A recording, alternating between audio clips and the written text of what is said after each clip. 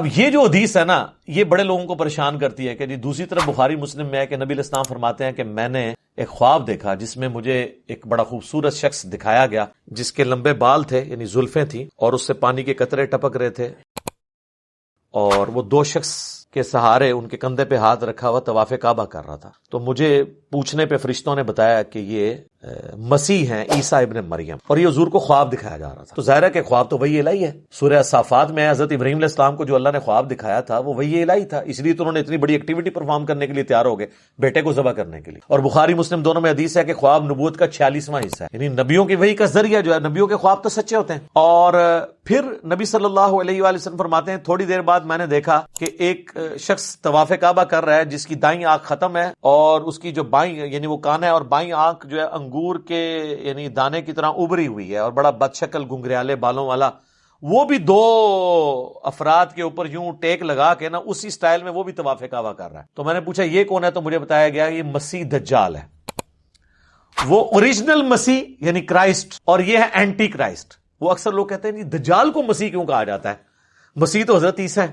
اور سر ان کو جھوٹا مسیح کہا جاتا ہے دجال کو, اس کو مسیح نہیں کہا جاتا, مسیح الدجال جعلی مسیح, اور یہ ہے عیسیٰ ابن مریم مسیح اصلی مسیح. تو وہ مسیح نہیں ہے, وہ جھوٹا مسیح ہے, کیونکہ یہودیوں کی کتابوں میں ہے کہ ایک مسیح آئے گا بنی اسرائیل کے اندر. وہ مسیح آیا, ان کو سمجھاتا رہا, انہوں نے اس مسیح کے قتل کے فتوے جاری کیے, اس کو اللہ نے اوپر اٹھا لیا. کون؟ عیسیٰ ابن مریم. لیکن ان کو پتہ ہی نہیں چلا. اب جب وہ دجال آئے گا نا وہ کہیں گے اچھا یہ ہے ہمارا مسیحا, تو وہ دھوکہ کھا کے اس دجال کو عیسیٰ ابن مریم کی جگہ مسیح مان لیں گے اپنا. یہ نہیں ہے کہ وہ کوئی یہودی اللہ کے ماننے والے نہیں ہیں, ایسا نہیں ہوگا, وہ دھوکہ کھا جائیں گے. اور اللہ کا ان پہ یہ عذاب ہے کہ انہوں نے پیغمبروں کے ساتھ جو ہے وہ غداری کی ہے, تو اس کی سزا وہ بھگتیں گے.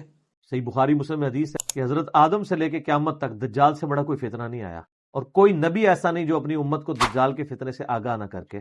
تو اس زمانے کے لیے کہ وہ ظاہر ہے دجال پہ لوگ ایمان لیں گے, اللہ تعالیٰ اس کو ایسی یعنی صلاحیت دے گا, لیکن ظاہر ہے وہ آزمائش کے لیے ہوگی. زمین سے سبزہ اگائے گا, آسمان سے بارش برسائے گا. ایک مومن کھڑا ہو جائے گا علمی کتابی قسم, میں ثابت کروں گا علمی کتابی ہوگا, وہ کہے گا تو دجال ہے, وہ کہے گا میں رب ہوں مجھے رب مانو, وہ کہے گا میرا رب تو کانا نہیں تو کانا ہے, وہ کہے گا دیکھو میں سبزہ اگا رہا ہوں, میں بارش برسا رہا ہوں, یہ اللہ کی کوالٹیز ہیں, مجھے رب مانو. وہ کہے گا نہیں مجھے میرے نبی کی حدیث پہنچی ہے کہ تو دجال. تو یہ کون ہوگا؟ کارنامے اور کرتب دیکھ کے موندے ہو جانے والے, اور علمی کتابی. حدیث تو علمی کتابی بات ہے, وہ دیکھ کے بھی نہیں مانے گا. وہ کہے گا کہ اچھا نبی صاحب فرماتے ہیں اس کے ساتھ آگ بھی ہوگی اور جنت بھی ہوگی. وہ آگ دراصل جنت ہوگی, اور جو جنت ہے وہ اصل میں دوزخ ہوگی. اپنے ماننے والوں کو وہ جنت میں پھینک رہا ہوگا, اصل میں وہ دوزخ میں جا رہے ہوں گے, اور دوسروں کو وہ آگ میں پھینک رہا ہوگا, وہ جنت میں جا رہے ہوں گے. دنیا سے تو خیر چلے جائیں گے. تو نبی صلی اللہ علیہ وآلہ وسلم فرماتے ہیں, بخاری مسلم کے الفاظ ہیں, ایک مومن کھڑا ہوگا اور کوئی کہے گا تو دجال ہے. وہ کہے گا میں اتنے کرتب کروں مجھے مانو, کہے گا میں نہیں مانتا, مجھے نبی کی حدیث پہنچی ہے.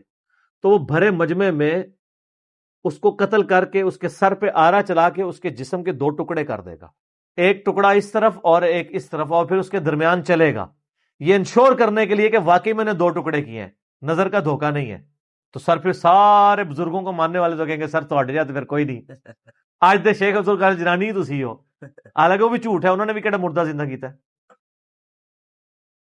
پھر وہ 2 ٹکڑوں کو جوڑے گا اور دوبارہ اس بندے کو زندہ کر لے گا, اور کہے گا ہاں اب تو میں نے تجھے مار کے زندہ کیا, اب مجھے خدا مان.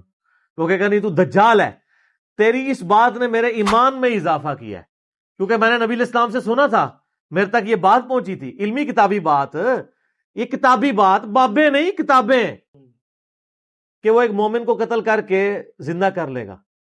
اور نبی علیہ السلام کے الفاظ ہیں کہ وہ مومن اس وقت روئے ارض کا سب سے بہترین شہید ہوگا.